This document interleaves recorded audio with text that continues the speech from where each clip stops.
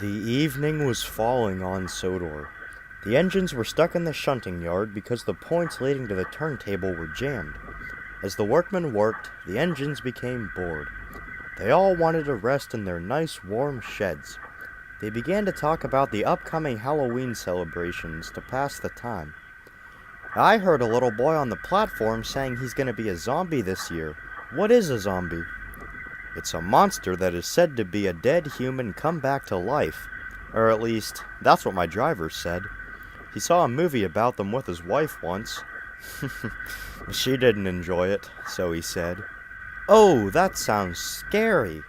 Pah! What nonsense! The idea of a person coming back to life as a corpse is just complete rubbish. Percy huffed. Then he grinned at Thomas. You are partly right, James. The idea of a human coming back to life from the dead is rubbish. But what? While a human coming back from the dead is impossible, something else might be. What are you getting at, little Percy? Well, before I came to Sodor, I met an engine who came into the workshop where the first Fat Controller met me. He told me a tale about a railway far away from here. The railway was a small branch that served some farms and a large iron ore mine. The controller of the railway wasn't kind like the Fat Controller. In fact, he was very cruel and greedy. He hardly ever spent money on maintaining his engines and poured the money into his own pockets. The engines were always in pain when they worked. They lodged their complaints with the controller, but he didn't care. Percy paused and gave a big shudder. What did he do?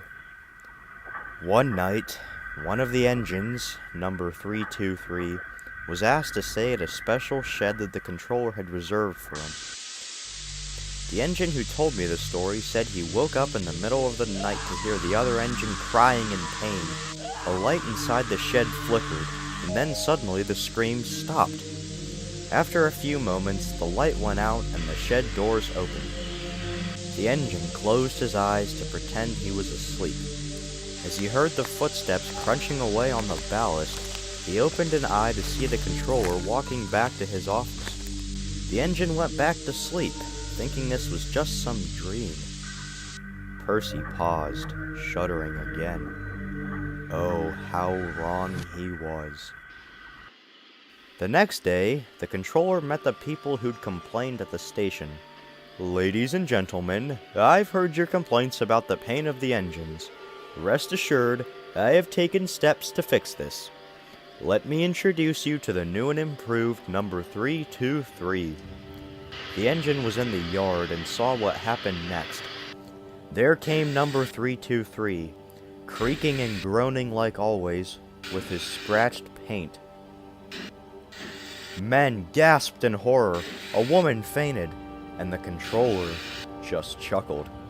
For where the engine's face used to be was now nothing but a smoke box door. What have you done? The men demanded. I've taken care of 323's pain. He won't complain anymore, and he can still be really useful. The big engines gasped in shock. The idea that an engine, once living and breathing, was rendered dead, yet still forced to work on like a zombie. The controller didn't stop there. He kept going, doing whatever horrible thing he did to render an engine like 323. The engine crews refused to drive their engines after this, but they were replaced with new crews. People called him a murderer, but he didn't care. I am the controller, and engines are best seen and not heard, was all he said. What about the engine who told you the story? His crew saved him one night. The engine crew fired him up and they left the railway.